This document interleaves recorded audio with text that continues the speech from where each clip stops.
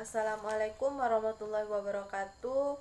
Baik, nama saya Ratna Yuli, NIM 1051705779, Fakultas Syariah Lokal IP 6H, jurusan Ilmu Pemerintahan.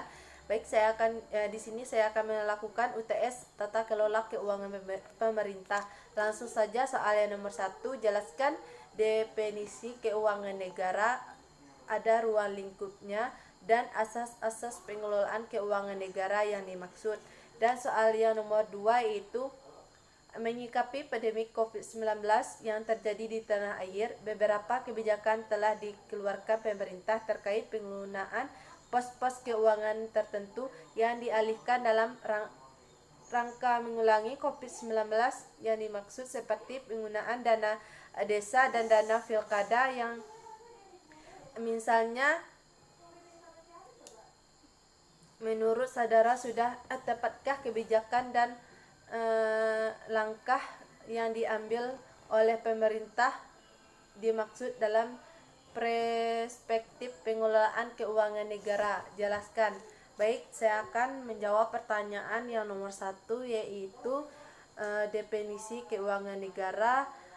Definisi keuangan negara yaitu ilmu keuangan negara merupakan bagian ilmu ekonomi yang berkaitan dengan kegiatan-kegiatan pemerintah dalam bidang ekonomi, kegiatan-kegiatan pemerintah yang berkaitan dengan penerimaan dan pengeluaran pemerintah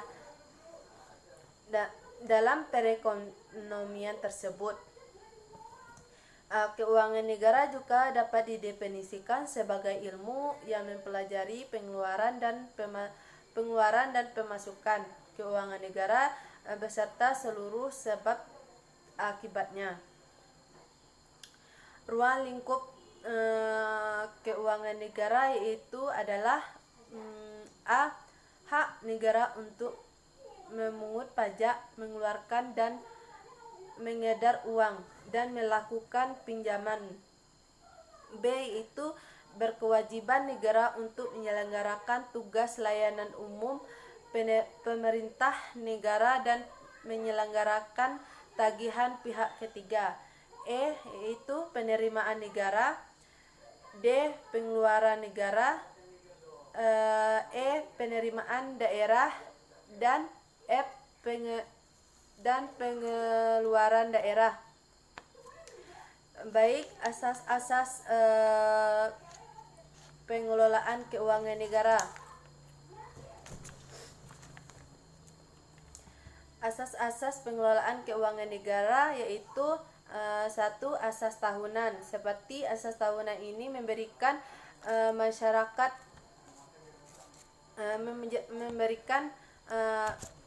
masyarakat bahwa anggaran negara dibuat secara tahunan yang harus mendapatkan persetujuan dari badan legislatif yaitu DPR. Yang nomor 2 yaitu asas universalitas. Asas universalitas ini kelengkapan memberikan batasan bahwa tidak diperkenakan terjadinya percampuran antara penerimaan negara dan pengeluaran negara. Langsung yang nomor 3 yaitu asas kesatuan. Nah, asas kesatuan itu mempertahankan hak duket dari warga secara lengkap. Dari semua pengeluaran harus tercantum dalam anggaran. 4 yaitu asas spesialitas, menyatakan bahwa jenis pengeluaran dimuat dalam mata anggaran tertentu atau terdiri dan diselenggarakan secara konsisten baik secara kualitatif maupun kuantitatif. Yang nomor 4 yaitu ada asas akuntabilitas. Asas ini yaitu berorientasi pada hasil mengandung makna bahwa setiap menggunakan anggaran wajib menjawab dan menerangkan kinerja organisasinya. Nomor 7 yaitu ada asas profesionalitas. Nah, asas ini yang mengharuskan pengelolaan keuangan negara ditangani oleh tangan yang profesional.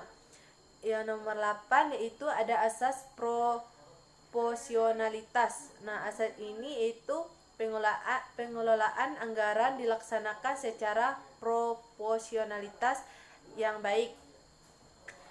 Yang nomor 8 ada asas keterbukaan dalam pengelolaan keuangan negara, yang dimana harus mewajibkan adanya keterbukaan dalam membahas penetapan dan perhitungan anggaran negara tersebut. Yang nomor 9 yaitu asas pemeriksaan keuangan negara oleh badan pemeriksa yang bebas dan mandiri, memberi kewenangan untuk melaksanakan pemeriksaan atas pengelolaan keuangan negara tersebut dengan secara objektif dan independen. Baik, saya akan menjawab pertanyaan yang nomor 2 tentang pandemi COVID-19 tersebut. Itu saat ini menurut saya ya, saat ini ada lebih dari 2000 negara termasuk Indonesia sedangkan mengalami pandemi COVID-19, yaitu yang dimana yang dimaksud yaitu virus corona yang menyebar luas. Nah, wabah ini bukan hanya membawa masalah atau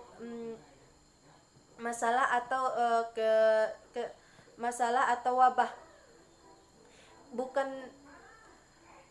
tetapi juga membawa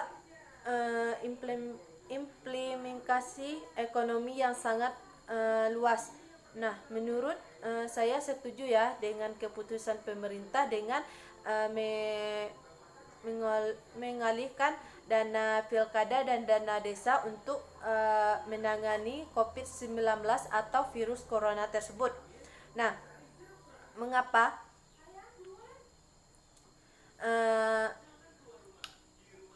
bagi pemerintah yaitu orientitas perbankan dan bagi otoritas untuk melakukan langkah-langkah yang lebih baik atau luas dan luar biasa dalam menjamin kesehatan masyarakat dan menyelamatkan perekonomian nasional dan stabilitas sistem keuangan tersebut. Karena itu saya setuju dengan kebijakan pemerintah. Mengapa dana alokasi pilkada dan dana untuk desa dialihkan untuk menangani virus tersebut. Karena itu saya setuju karena pemerintah membantu dan menjamin kesehatan masyarakat, lebih mementingkan itu. Jadi itulah yang saya dapat menjawab pertanyaan dari soal, yaitu dua soal sudah saya jawab. Kalau sudah saya jawab, yaitu dua soal tentang MK tata kelola keuangan pemerintah UTS saya. Baik, ada kekurangan saya mohon maaf. Cukup sekian, terima kasih. Wassalamualaikum warahmatullahi wabarakatuh.